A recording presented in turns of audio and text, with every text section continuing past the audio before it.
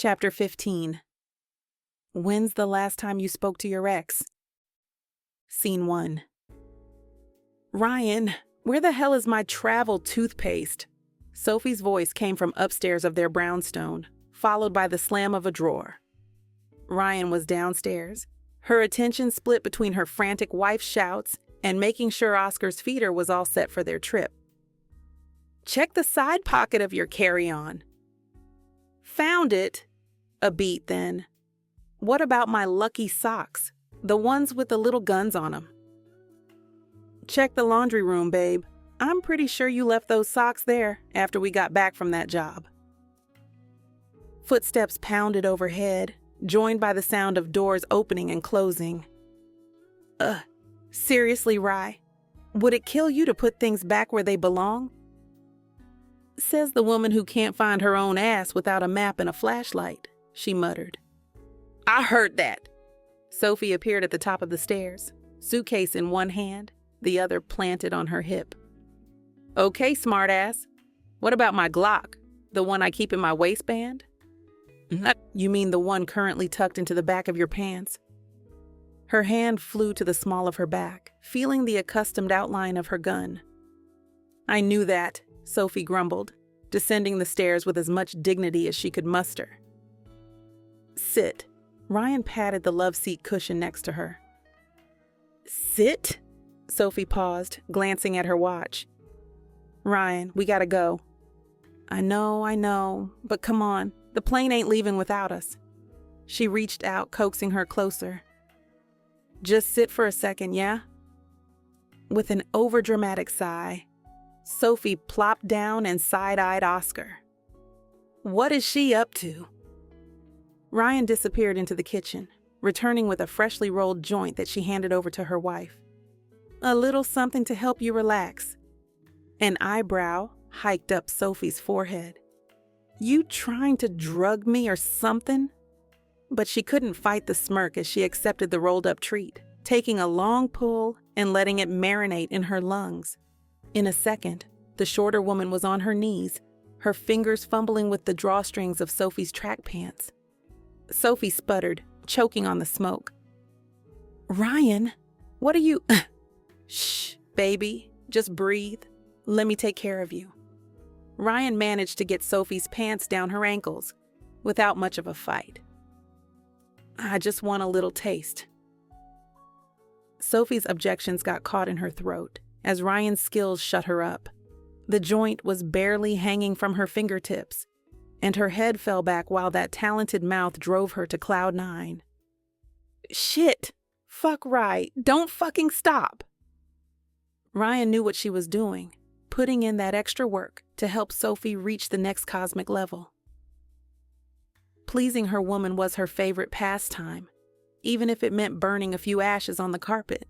The way her wife came undone and moaned her name was worth any mess and any scolding Luke might give them for holding the plane up. It's been a few weeks since their talk about friendships, boundaries, and extending their family. She knew they hadn't had a proper chance to sit down and hash everything out.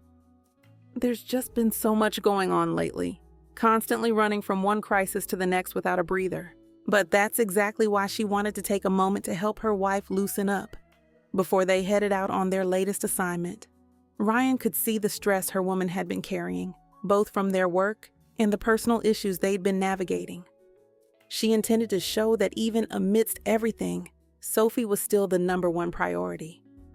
No matter what challenges they faced, she would always be there to support her wife and help her unwind, especially with an orgasm. And a little intimate time never hurt when it came to keeping their bond solidified. Sometimes actions speak volumes more than words, and she thought a little love could really drive home the point that Sophie wasn't alone in this, no matter how crazy things got. Ryan just wanted to make sure her wife knew she was loved and appreciated before they dove head first, figuratively and literally, into another high-stakes situation. Damn, babe, Sophie whispered right as Ryan gave soft sucks to her clit. Yeah, just like that. Scene 2. Islote de Santa Cruz, Provincia de Cartagena, Bolivar, Colombia. Sweat was already beading on their skin when Ryan and Sophie hit the jam-packed sidewalks of Santa Cruz del Islote, dragging their luggage behind them. The island's notorious density was on full display, with people packed shoulder to shoulder in every direction. Street hustlers were pushing their goods from rickety stands, their shouts cutting through the nonstop commotion. Clothes were dangling from balconies, swaying in the wind like banners, claiming the island's disregard for boundaries.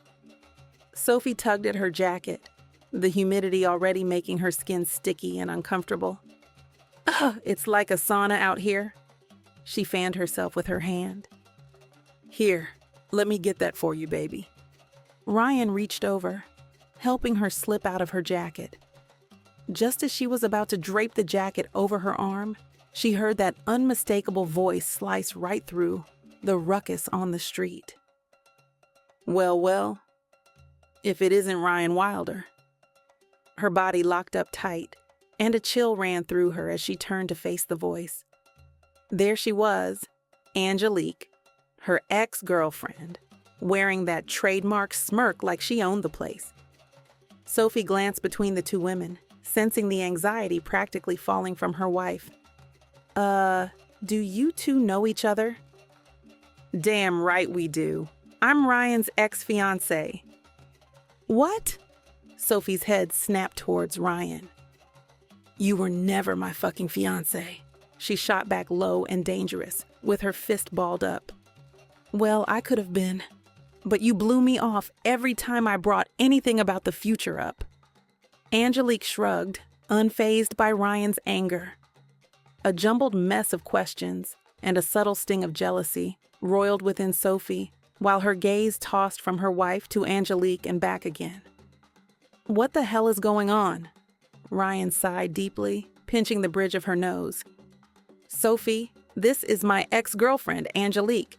Angelique, this is my wife, Sophie. Sizing the woman up, Sophie took in her confident posture and the way she seemed to enjoy the discomfort she was causing. So this is the famous ex, huh? She thought to herself, biting back the rude words that were ready to spill from her lips.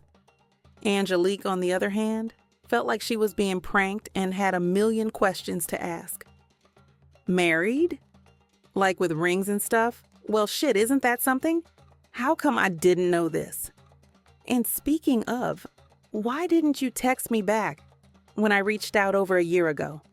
One of my friends said they had seen you at some rich event.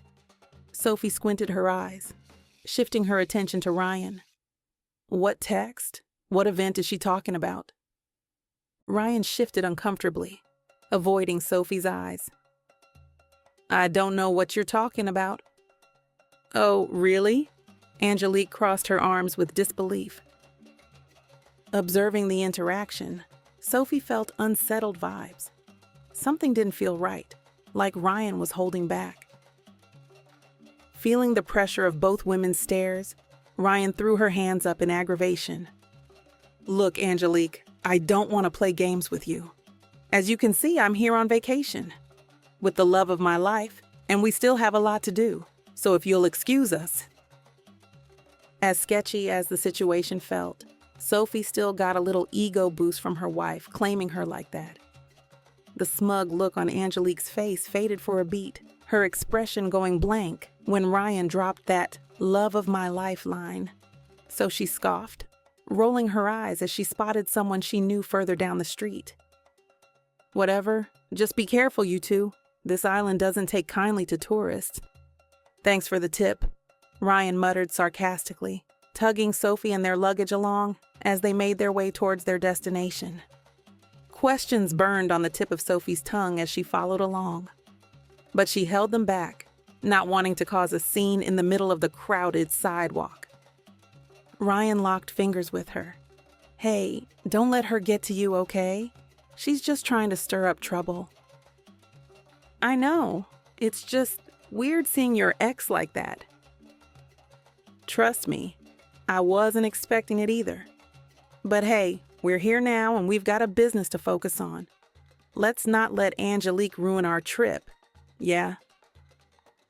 Suddenly the skies opened up and the heat that was driving Sophie crazy had some relief when a heavy downpour began. To their surprise, the islanders around them erupted in cheers. "What's going on?" Ryan asked loudly over the rain and jubilation to a nearby woman. "É uma celebração," the woman grinned. "A chuva nos traz a água potável de que precisamos. Venha, junte-se à festa."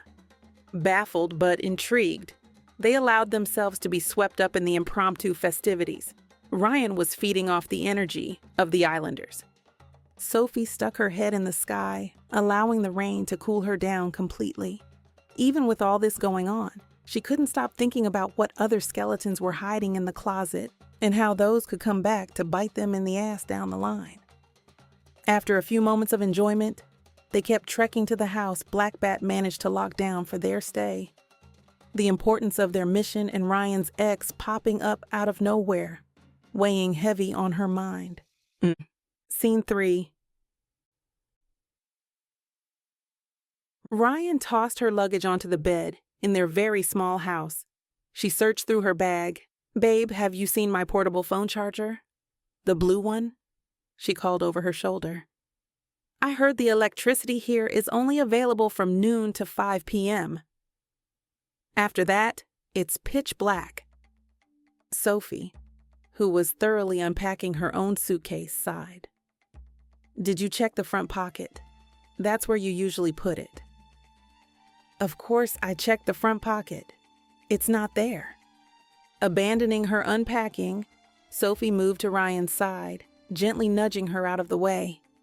She unzipped the front pocket, and lo and behold, there was the elusive phone charger. "You mean this one?" She held up the charger with a raised eyebrow. "I swear I looked there." Sure you did." Her tone was light, but Ryan could detect a hint of exasperation. "What's that supposed to mean?" Sophie shook her head, trying to diffuse the tension. "Nothing. I just think maybe you're a little distracted. That's all." "Oh, so now I'm too distracted to even find my own phone charger? Funny.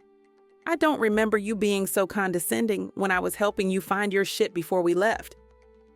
"That's not what I meant, and you know it. Why are you getting so worked up over this?" "I'm not getting worked up. I just don't appreciate being treated like I'm incompetent." Shaking her head, Sophie took a second to rein it in, knowing she couldn't let this minor issue blow up into something major. "I'm sorry. I didn't mean for it to come out like that." They were arguing over something genuinely petty, but with all the crazy stuff going on, plus that random ex situation, they were both so tight and on edge. Ryan's phone buzzed with a FaceTime call from Iris, breaking the standoff. Her face scrunched up, and the other woman noticed. "Aren't you two supposed to be exploring and enjoying your vacation? Or is this your face telling me you wished I would have tagged along?" Sophie leaned over, smirking. "Believe me, you'd be the last person we'd invite along." "Rude. I'll let you know that I'm an excellent travel buddy. I barely snore at all, unlike you, from what your wifey has told me." Over the past few months, Iris and Sophie have grown closer, often chatting on the phone about everything from their favorite movies and music to the latest gossip. Ryan loves the relationship her best friend and wife have built, appreciating the support system they provide for each other. But right now wasn't the time. "We're kinda in the middle of something here, Riss. What's up?" "Oh, nothing much. Just checking in on my two favorite lovebirds." "Did you know I met Ryan's ex recently on this island we're touring? Angelique? She's a real charming lady." Sophie's shade dripped with sarcasm. "You met that bitch?" Iris's eyes went large before narrowing perilously. "God, I hate her. The things I uncovered about her family's dealings would make your toes curl." Ryan tightened. "What are you talking about? When did you look into Angelique?" "A while back, when I was working that story on corporate fraud," Iris explained with an offhand shrug. I didn't want to bring up her name and reopen old wounds. You had just gotten out too, so I kept it to myself. But since you're stuck on an island together and she's lurking around," she leaned in collusively, "let's just say the Martin family fortune is a lot shadier than it appears. I'm talking overseas bank accounts used for money laundering, shady real estate deals, you name it. You don't think she was funneling that money to Ryan when they were together, do you?" "What?" "No," Ryan hissed, but those details matched her doubts about Angelique and her crew being involved in a massive corruption game. She wanted to be in denial about it, though. "Angelique's just a grifter and a user. She doesn't have the skills for anything that organized," she said, trying to convince herself. "Which is exactly why I'm telling you now," Iris stressed, her protective instincts clearly kicking in. "I don't want that toxic person slithering her way back into your life and messing things up with Sophie. You have a good thing going on, and she is far from anything good." There was an unexpected tenderness in Iris's gaze that took Ryan aback for a second. She really did have their backs, no questions asked. "Ah, you're defending my honor?" Sophie chirped teasingly, clearly picking up on the shift in energy as well. "I think I might be a little touched." "Don't get used to it." "Appreciate the lookout, bestie. We'll be on guard for any of her foolishness while we're here." When the call ended, Ryan caught Sophie's speculative look. You've got to admit, as annoying as she can be, Iris has impressive investigation skills and good instincts. "Don't let it go to her head," Ryan admitted, unable to hide how much Iris's loyalty meant to her. Her best friend stayed solid, no questions asked. Ryan's laughs died down as she resituated on the bed, her expression turning dead serious. "Speaking of, I have a confession to make." "What is it?" Sophie's face scrunched up with worry. Ryan took a deep breath, steeling herself. "Remember that mission with Tommy Elliott? Well, during that whole thing, Angelique texted me. Said one of Elliott's guys recognized me at the gala." "And you didn't think to mention this until now?" I know. I messed up. I didn't think it was a big deal at the time, you know?" Pushing off from the small bed, Sophie started doing laps around the tight space, her hands anxiously pulling at the ring around her neck. "Not a big deal?" "Ryan, that could have compromised everything. If Elliott's people identified you, it could have put us both in danger." With a heavy sigh, Ryan's posture crumpled as the gravity of her error settled in. "I know. She texted me days after the mission. Remember that night we celebrated at the bar? I didn't think it was anything to stress over, but I'm still sorry. I thought ignoring it was best. I don't want you to be mad at me."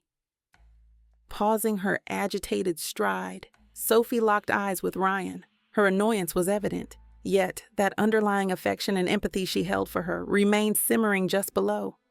She sat beside her on the bed. "I get it. You're used to handling things on your own. But we're a team, Rye. You gotta trust me with this stuff." Ryan bobbed her head, their fingers interlocked. "I do trust you. More than anyone, and that was so long ago. Just know that I'm trying, I promise." "I know you are, and I'm proud of you for that. Just, no more secrets, okay? No more secrets." They just sat there for a while, holding hands, letting Iris's bombshell about Angelique's family situation marinate. Late into the night, Ryan's hands were fast over the laptop keys, eyes locked on the screen as she unraveled the twisted knots into the shady real estate on the island. Black Bat sent over digital files about their target, Bruno Mannheim, while in the air. Sophie paced behind her, phone pressed to her ear, as she spoke in rapid-fire Portuguese with a local contact. "Okay, obrigado. Sim vute manter informado," she said before ending the call. That was Diego, He confirmed that Angelique has been seen around the island, meeting with officials from the mainland's health and human services, and schmoozing with the locals, making all sorts of promises. Promises, huh? Sophie nodded, moving to stand behind her. Apparently, she's been telling people that her uncle's company, Mannheim Estates, that's housed in Cartagena, wants to invest in the island, promising jobs, modern amenities, the whole 9 yards. Uncle, Bruno? Yeah, by marriage. I knew Angelique was trouble, but this is some next-level bullshit. Ryan scoffed, shaking her head and diving back in to uncover the new intel. These people have no idea what they're signing away. She clicked the reflector through a series of documents, her eyes enlarging as the pieces began to fall into place. Shell companies, offshore accounts. It's all here, Soph. Bruno's been using these fronts to buy up properties on the island for years. That's why there's no space for new housing. How has no one noticed? Sophie leaned in, studying the screen. I mean, this is a small island. People talk. That's the thing. They prey on the trust, you know? These folks are not used to dealing with slick city types like Bruno and Angelique. They still believe in a handshake and a man's word. And let me guess, the local authorities are conveniently looking the other way. Well, that's the thing. It's amazing what a few well-placed bribes can do when there isn't any local authorities. Bruno's got half the island's local leaders in his pocket. She leaned back in her chair. I shouldn't be surprised, you know? Angelique always had a thing for the shadier side of life. Hell, she's the one who introduced me to half the illegal shit I used to do. But this? It's a whole new low, even for her. Sophie remained quiet and just listened, letting Ryan rant on about her ex. You know, some of the people here have never set foot off this island, Ryan went on. Can you imagine? Your whole world, just this tiny patch of land in the middle of the ocean? If Bruno and her get their way, these people are going to lose everything. Their homes, their way of life, it'll all be gone. We're not going to let that happen, Rye. We'll find a way to stop them. Determined, Ryan turned back to the computer. Okay, here's what I know. Bruno's been targeting the younger residents, the ones who might not know any better. He's selling them this dream of a better life, all while robbing them blind. Sophie leaned against the desk, arms crossed. So what we'll do is embed ourselves in the community, get close to Bruno's targets, even the older wise ones. Earn their confidence, learn what they know. Her gaze locked with Ryan's, intensity burning in her eyes. But we tread carefully. One false step and our cover's blown. We can't risk tipping this buzzo and your ex off. Damn, Soph. Seeing you all strategic and take charge like this, it's kinda doing it for me, not gonna lie. Sophie let out a chuckle, helping to diffuse the tension from earlier. You really love buttering me up, huh? I see you. What can I say? I'm a sucker for a woman with a plan. She ambled closer to Sophie, trailing a finger along her arm. Especially when that woman is my insanely fine-ass wife. Don't tempt me, woman. You know I've got no self-control when it comes to you. She caught Ryan's hand, pulling it close to kiss her knuckles, and also as a silent apology for snapping earlier. But we've got a job to do. Save the world now, celebrate later. Damn straight, baby. Let's go teach these punks a lesson they won't forget. Scene 4. Ryan and Sophie immersed themselves in the vibrant Afro-Colombian community on the tiny island, firm to uncover the truth behind Bruno's plot. The house they were renting was modest, similar to the 90 homes that sheltered the island's 700 residents, and began attending local events and gatherings. They were amazed at the resilience of the residents. Despite the lack of a formal police presence and the limited electricity, there was no crime or violence here. The people lived within their means, finding contentment in the simple tempo of island life. Colorful Colombian flags extended across a street fair they were attending, and the irresistible smell of grilled fish made their stomachs growl. The music had Ryan's hips naturally catching the contagious beat, moving to the rhythm without even trying. Come on, baby. When in Rome, right? While Sophie stayed alert, eyeing the crowd, she couldn't resist cracking a smile. Ryan's energy was too contagious. Pretty sure that saying doesn't apply here, Rye. We're supposed to be keeping a low profile, remember? But Ryan was already lost in the music, her body moving in sync with the beat. She pulled her wife close. One dance won't blow our cover. Besides, we need to blend in, right? Shaking her head, Sophie let Ryan's infective spirit pull her in, both of them getting their two-step on as the world around them blurred. The job taking a back seat to that moment's pure vibes. When the festival wore on and they got back to business, she noticed the locals' wary looks and hushed whispers that followed them. The islanders, while polite, seemed hesitant to fully engage with the newcomers. Boa tarde, señora. Ryan struck up a conversation with the vendor, an elderly woman with kind eyes. Esas frutas parecem incríveis. Sao todas da ilha? Sim, minha familia cultiva tudo na isla Mucura e traz para cá toda semana. A terra lá é generosa, conosco. Sophie picked up a ripe mango. Dá para ver o amore o cuidado que sua família coloca em cultivar e trazer essas frutas para cá. A propósito, estamos procurando alguém que talvez voce conheça. Já ouviu falar de tal Bruno Mannheim? The vendor gave them a funny look. Bruno Mannheim. Não conheço nenhum Bruno. Querem comprar frutas? Tenho as melhores da ilha. She quickly started picking out various fruits, placing them in a bag. Olhem e levem esses mangas, papayas e abacaxis. Estão doces e suculentos, perfeitos para este calor. Sophie caught Ryan's eye, both of them picking up on the lady's sudden attitude change, and her eagerness to sell them fruit meant she knew more than she was letting on. Obrigada, señora. Sophie accepted the bag of fruit. ¿Cuánto le debemos? Não é nada. Consideram como presente de boas-vindas em nossa ilha. Mas lembrem-se, aqui às vezes é melhor não fazer muitas perguntas. With that cryptic advice, she shooed them away, turning her attention to other customers. They don't trust us, Sophie mumbled as they made their way back to their rental. Can't say I blame them. We're outsiders, poking around in their business. We need to find a way to connect with them and show we're on their side. Over the next few days, they threw themselves into island life. With her friendly nature, Ryan found it easier to strike up conversations.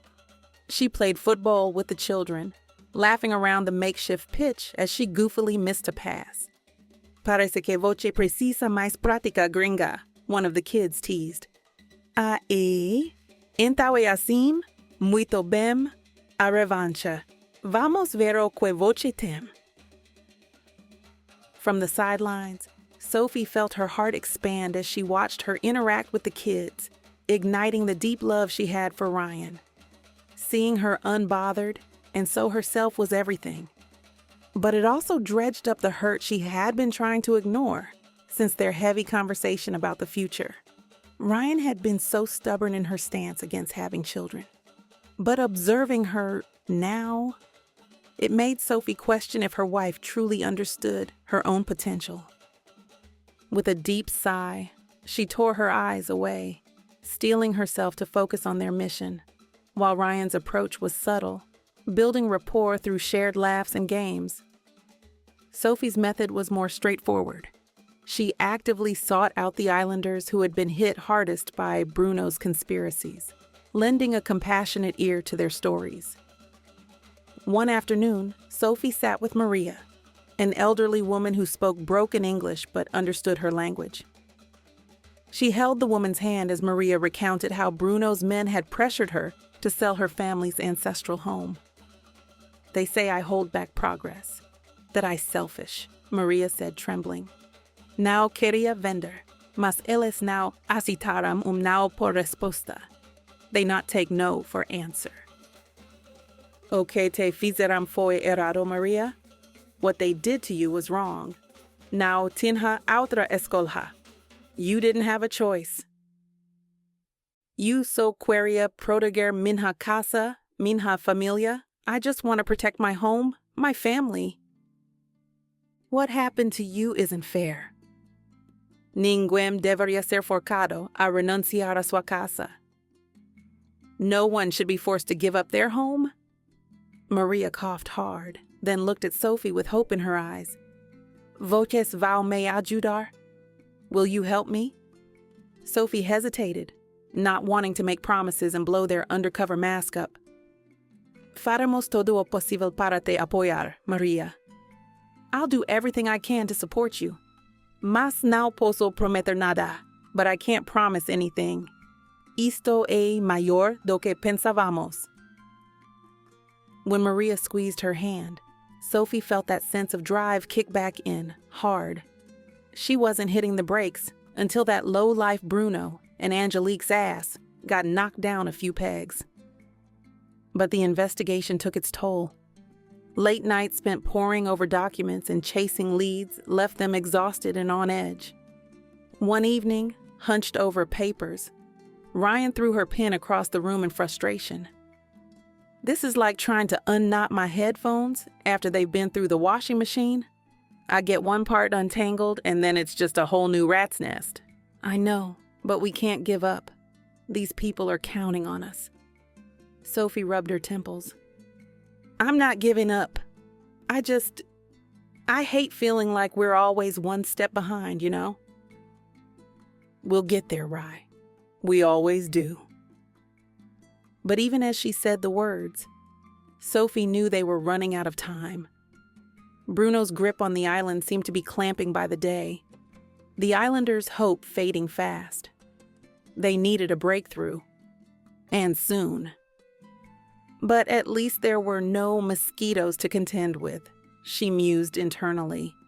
A small silver lining in their increasingly complex mission. They made their way to the conservation aquarium, a popular spot for locals and occasional tourists. Inside, Sophie watched as Ryan pressed her face against the glass, absorbed by the graceful movements of the stingrays and the prowls of the small sharks. You know, I bet Oscar would love it here, Ryan said, looking back. Can you imagine him trying to boss around these sharks? He'd be all like, "Excuse me, sir. I believe you're in my territory. Kindly swim along." Oh, definitely. He's got that whole king of the tank attitude down pat. Don't get me wrong, I love the little guy, but he's not the most intimidating fish out there. But the moment was short-lived. They overheard a conversation between two men. "Você ouviu?" one said, throwing a glance around after a coughing fit. "Eles podem derrubar este lugar e construir novo hotel." "Ok, o aquário, tudo está mudando. Nossa história, nossa vida, depois vão derrubar escola das crianças, onde elas vão aprender." Time was running out.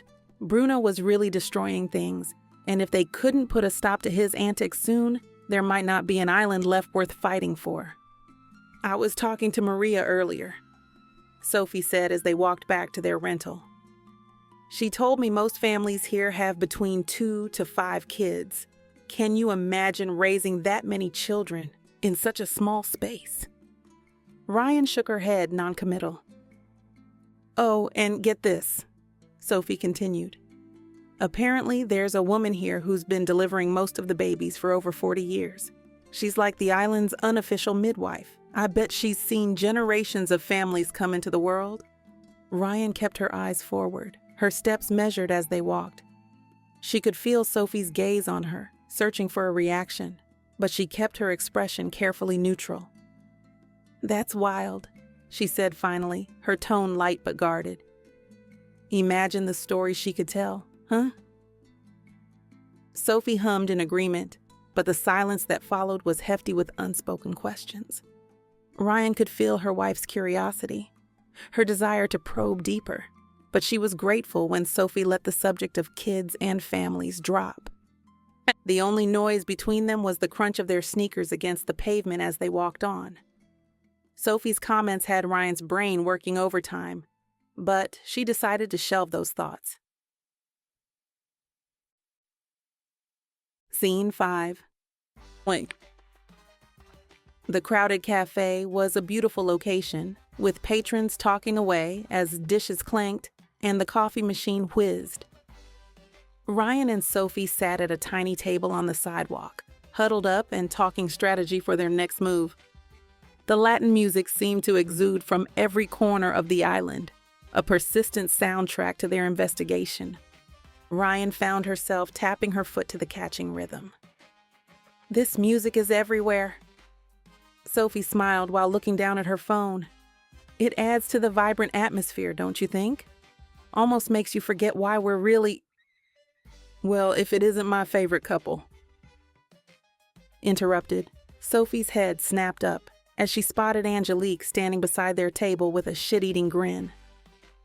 "How can we help you?" Angelique gave them a once-over. "I thought you said you were just here touring, not moving in." Sophie and Ryan traded confused looks, not sure what she was talking about.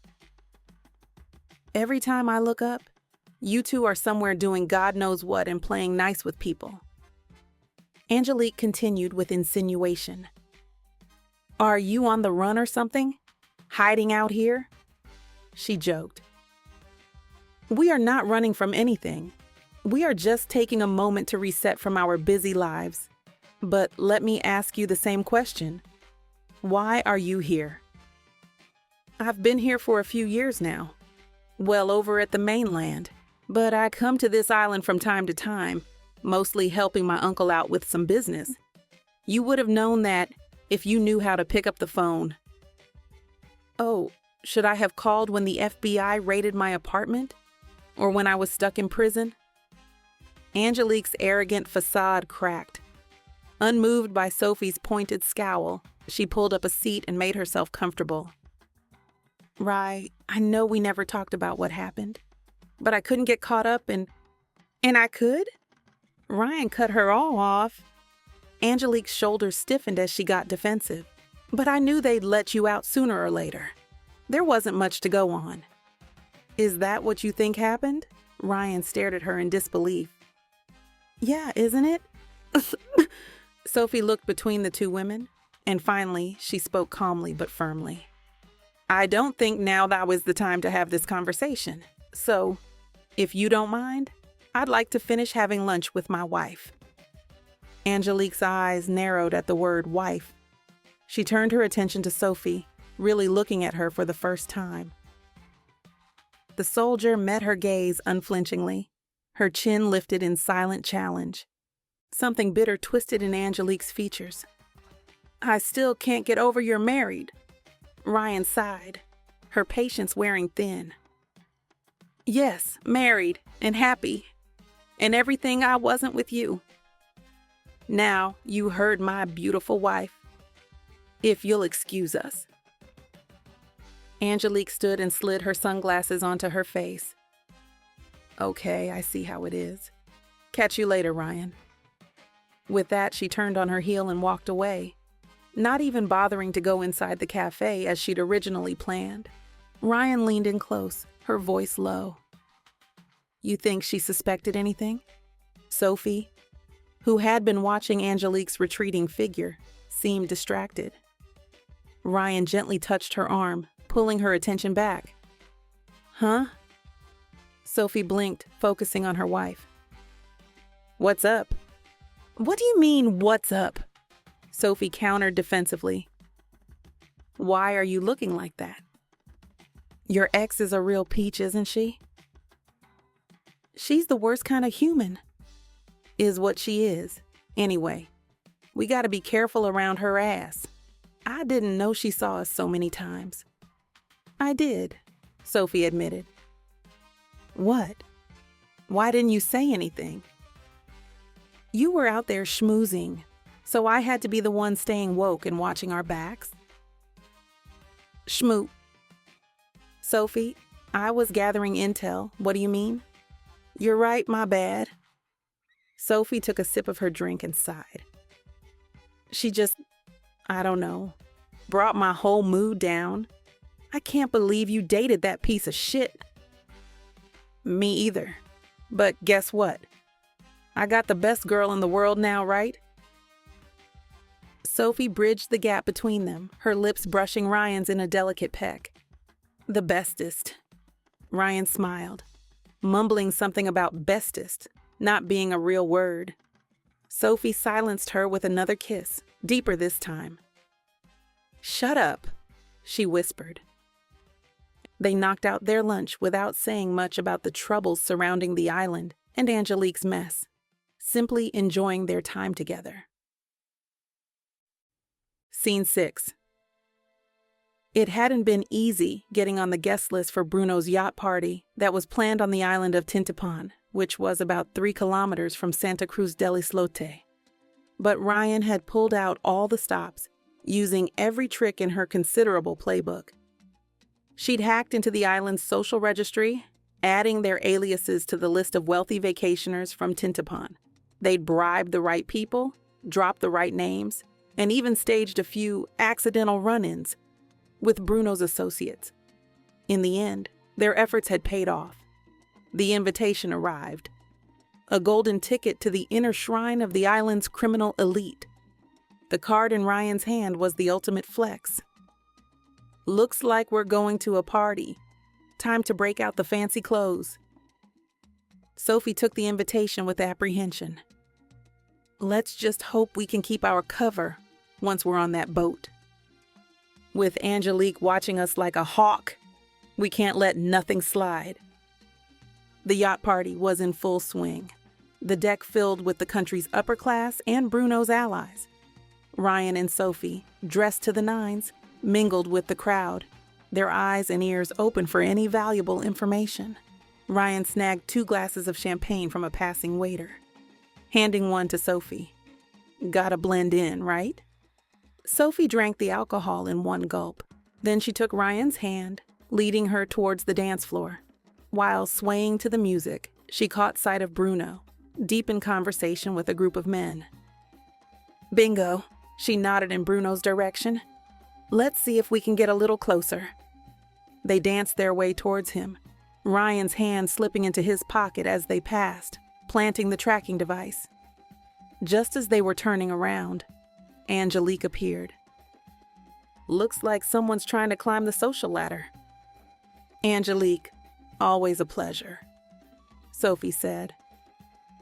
"We were just admiring your uncle's lovely yacht." "I'm sure that's not all you were admiring." Sophie was ready to go in, but Ryan pulled her back before she could start something. "Easy, babe," her lips brushing her ear. "She's not worth it." "You know, Ryan, I always knew you had a thing for charity cases, but I never pegged you for the cougar type." "Funny, I never pegged you for the insecure type." Angelique's nostrils flared, her complexion shifting to an unflattering plum color. She parted her lips to say something, but Bruno's voice interrupted her. "Ange, darling, come here. I have someone I want you to meet." She shot them one last venomous scowl before stalking away. A soft sheesh escaped Ryan's lips as she subtly shook her head with incredulity. "You okay?" "I'm fine. Let's get what we came for and get out of here." They spent the next hour mingling with the guests, their ears pricked for any useful information. Right as they were about to call it a night, Ryan overheard a snippet of conversation between Bruno and a man. "The trials are going well. The subjects are responding better than we could have hoped." "And the side effects?" Bruno asked. The associate paused, glancing around nervously. There have been some complications, but nothing we can't handle.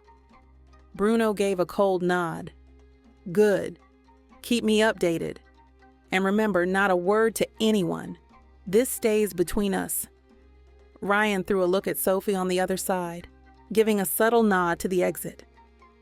They slipped away from the party, and as they made their way back to their rental, Ryan filled Sophie in on what she had overheard. Trials? Subjects? Side effects? What the hell are they up to? I don't know, but whatever it is, it can't be good. They spent the next few days digging deeper, using the tracking device to monitor Bruno's movements. It wasn't until they followed him to a secluded warehouse on the outskirts of town that they finally got their answer. They watched from the shade as Bruno met with a group of men. Ryan and Sophie crept closer, straining to hear the conversation.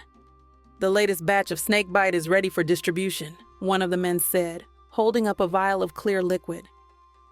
The test subjects have shown incredible physical enhancements. Strength, speed, endurance. It's like nothing we've ever seen before. Dr. Brunson mentioned something about side effects the other day. Where are we with that?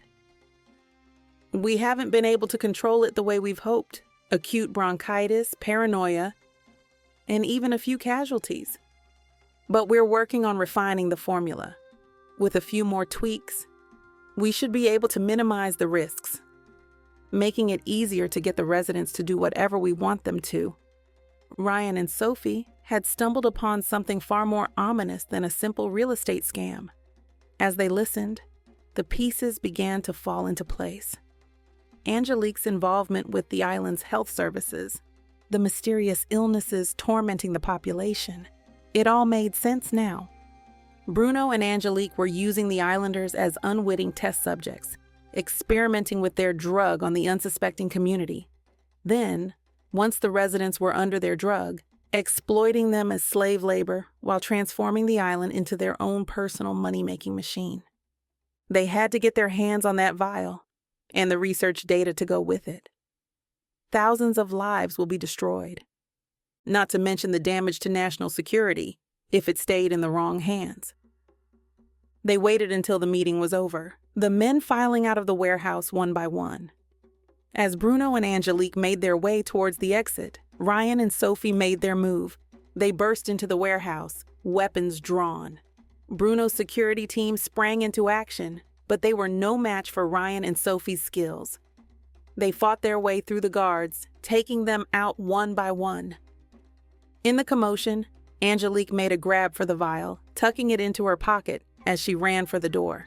Ryan booked it after her ex, blood rushing in her ears as her sneakers hit the pavement. Angelique made it up to the roof and spun around with a gun in her hand. "Don't come any closer," she warned, her voice shaking. "I'll shoot you, Ryan, and I really don't want to." Ryan held up her hands. "It's over, Angelique. Give me the vial." Angelique looked shaken as she tried to process the situation, not knowing whether to be scared or lost. She wasn't sure who the woman was in front of her anymore. Ryan's weapon of choice was bare knuckle and mace in their younger days. Tonight, she's face to face with a pistol-packing black version of Tomb Raider. "What the hell are you even doing here?" "I know about the drug. I know what you and Bruno have been doing to the people on this island." Ryan took a step forward, her voice calm and steady. But Angelique shook her head, her grip on the gun tightening. "You don't understand shit. This is bigger than you, bigger than me. This drug, it could change everything.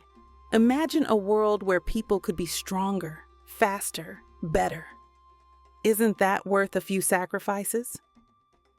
Sacrifices? Is that what you call it? You're experimenting on innocent people. People are dying. And you're just gonna do what?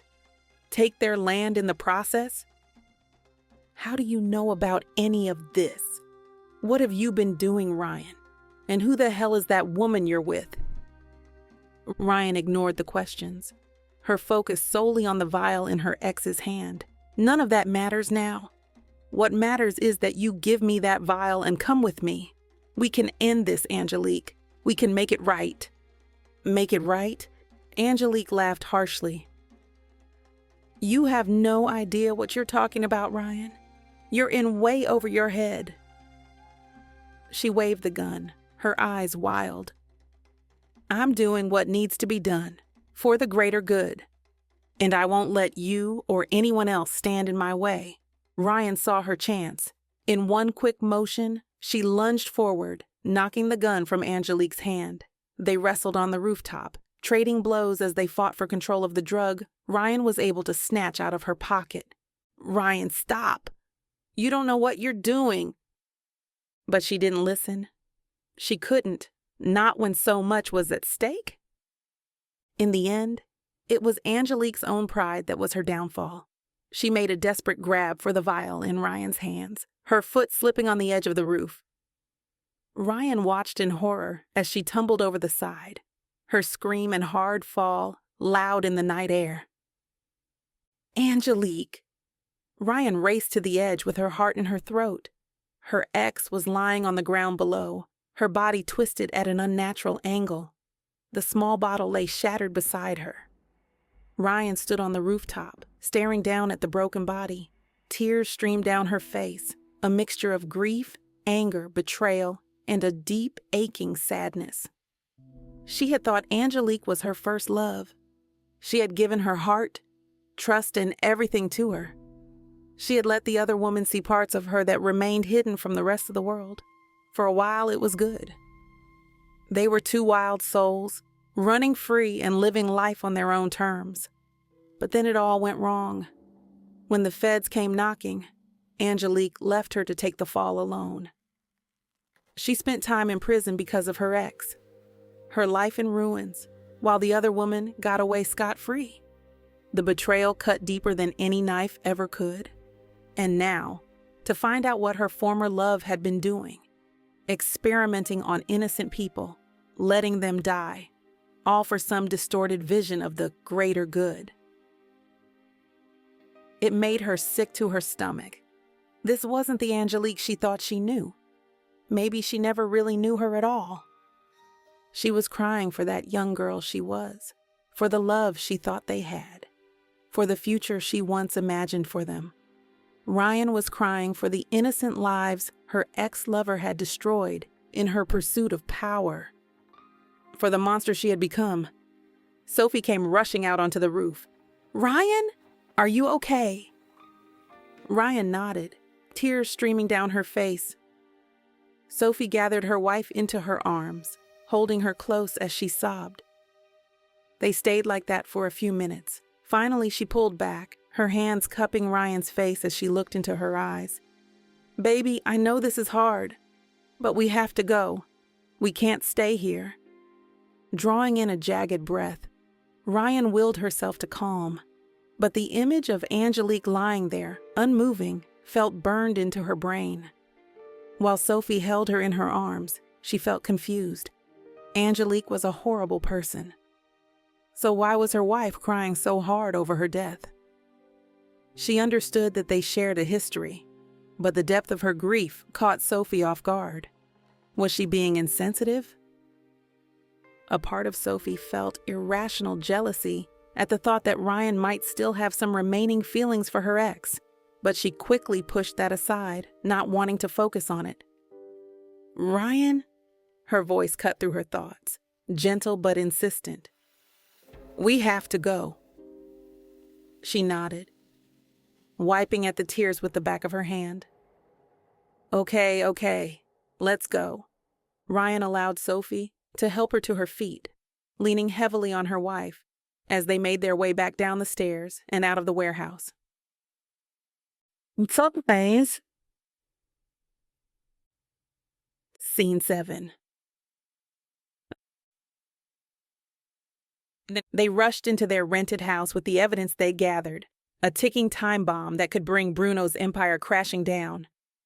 Sophie moved through the room, throwing clothes and gear into their suitcases. "We need to get this information out there. The people of this island deserve to know the truth about what's been happening to them." Ryan nodded, typing away on her laptop. "I can leak the evidence anonymously. It'll cause a public outcry." hopefully throughout the continent, and force the authorities to investigate. She looked up, catching Sophie's eye. But we gotta be smart about this. We can't just dump everything online and hope for the best. We need a plan. Sophie paused, her hands full of clothes. You're right. We need to be strategic. She chewed on her lip, thinking. I'll reach out to our contacts at Black Bat. They'll know how to handle this. They finished packing in record time. They couldn't afford to linger, not with Bruno and his goons on their tail, since there was no direct connection from nearby airports to Santa Cruz del Islote. They had to taxi, walk, and take a ferry to Tolu. The journey to the airstrip after the boat ride was bumpy, the rough island roads jostling them in their seats. Taking off on the runway, Sophie stared out the window, her expression unreadable. She was hyper-aware of the elephant they weren't addressing. She glanced over at Ryan, taking in the tight set of her jaw and the darkness under her eyes. I can't shake the feeling that something wasn't right back there, Ryan. The way you hesitated before going after her. How hard you cried.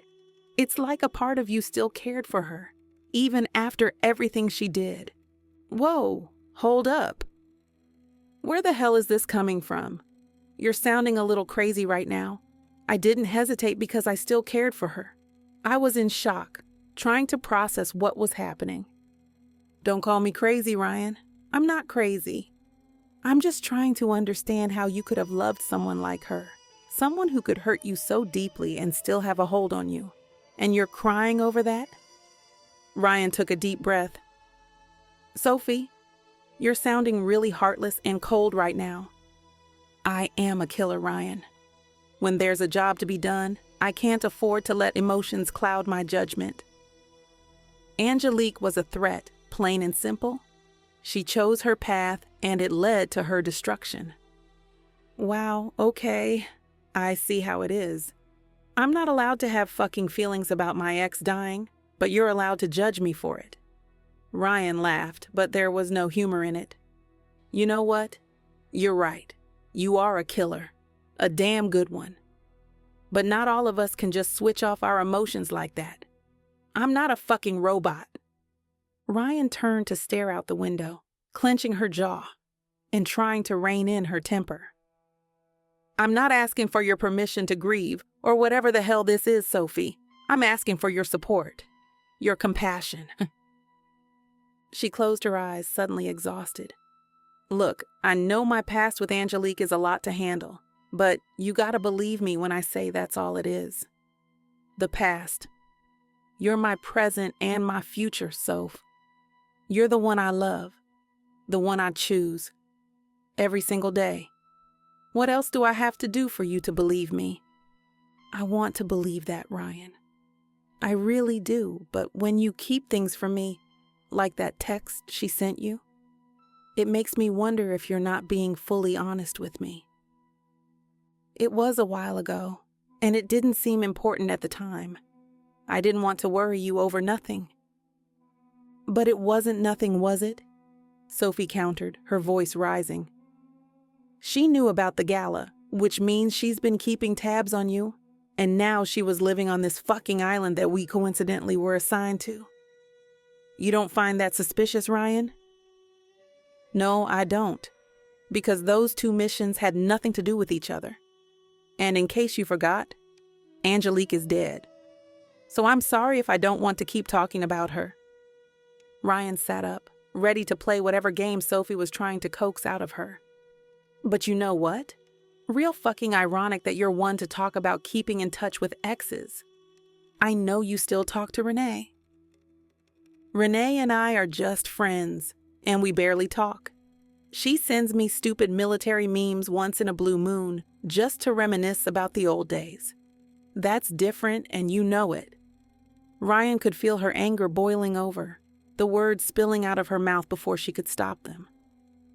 You know what, Sophie? Maybe if you spent less time obsessing over my past and more time focusing on what we have now, we wouldn't be having this argument. Angelique is gone, and I'm trying to move on. Why can't you?